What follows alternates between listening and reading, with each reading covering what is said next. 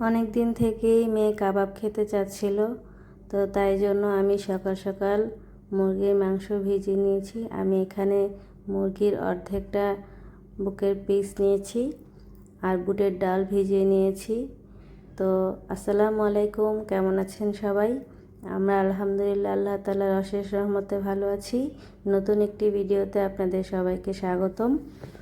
তো মাংসটা যখন বরফ ছেড়ে দেয় আর বুটের ডালটাও নরম হয়ে আসে, তো তখন আমি মাংসটা ছোট করে টুকরো করে নিয়েছি আর বুটের ডাল একসাথে দিয়ে সব ধরনের মশলা, আদা, রসুন, হলুদ, মরিচ, ধনিয়ার গুঁড়া, জিরার গুঁড়া, তেজপাতা, গরম মশলা, সব মশলা একসাথে দিয়ে তারপর এটাকে আমি সেদ্ধ করে নিই।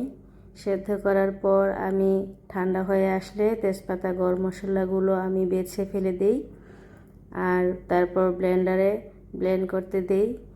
তো কিছুক্ষণ ব্লেন্ড করার পর আমার ব্লেন্ডারটা নষ্ট হয়ে যায়, পড়ে গেলাম বিপদে।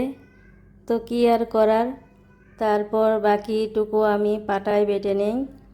পাটায় ভালো করে বেটে নেওয়ার পর এই তো এটার মধ্যে আমি একটা ডিম দিয়েছি আর কাবাবের মশলা দিয়েছি।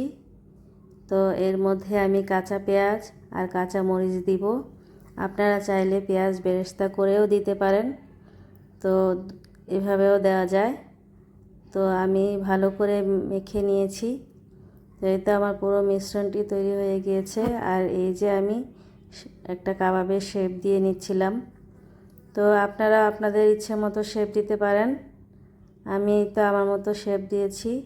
কেউ ছোট চাইলে আরও ছোট করতে পারেন, বড় চাইলে আরও বড় করে নিতে পারেন, যার যার ইচ্ছা অনুযায়ী। তো এই তো আর কাবাবগুলো ডিপ করে ফ্রাই করার জন্য আমি এখানে দুটো ডিম নিয়েছি। এটার মধ্যে আমি অল্প একটু লবণ দিয়ে এটাকে ভালো করে ফাটিয়ে নেব। তো এই তো আমার এদিকে তেল গরম হয়ে গিয়েছে। তো আমি কাবাবগুলো একটা একটা করে ডিমের মধ্যে ডিপ করে গরম তেলে দিয়ে দিচ্ছি। এভাবে এক এক করে আমি সবগুলো কাবাব ভেজে নিই। আমি এটাকে ডিপ ফ্রিজে সংরক্ষণ করব এই কাবাবগুলো। এর জন্য আমি একদম ভালো করে এটাকে ফ্রাই করব না, হালকা করে ফ্রাই করে এটাকে আমি সংরক্ষণের জন্য রেখে দিব। আর যখন আমি খেতে চাইব তখন আবার এটাকে ডিপ থেকে নামিয়ে আবার ফ্রাই করে নিব, তাহলেই হয়ে যাবে। বাস। আর আপনারা যদি সাথে সাথে এটা খেতে চান তাহলে আপনারা একবারেই এটাকে একদম ভালো করে কড়া করে ভেজে নেবেন। তো এই তো আমি হালকা করে ভেজে নিয়েছি, একদম কড়া করে লাল লাল করে ভাজিনি।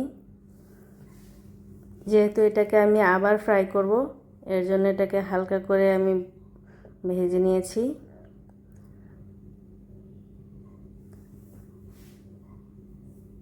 তো এই তো আমার সবগুলো কাবাব ফ্রাই করা শেষ। এই যে আপনাদেরকে দেখানোর জন্য আমি কয়েকটা কাবাব একটু ভালো করে ফ্রাই করেছি, যাতে আপনাদেরকে দেখাতে পারি ভিতরে কত সুন্দর হয়েছে আর খেতেও অনেক মজা হয়েছে। বাস, তারপরের দিন আমি কাবাবের সাথে খাওয়ার জন্য বিরিয়ানি রান্না করেছিলাম। আর এই তো আমার বিরিয়ানি আর সাথে আমার হাতের বানানো কাবাব।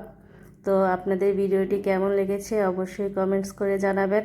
ভালো লাগলে অবশ্যই চ্যানেলটি সাবস্ক্রাইব করবেন, লাইক, কমেন্ট, শেয়ার করবেন। সবাইকে অনেক ধন্যবাদ। আসসালামু আলাইকুম।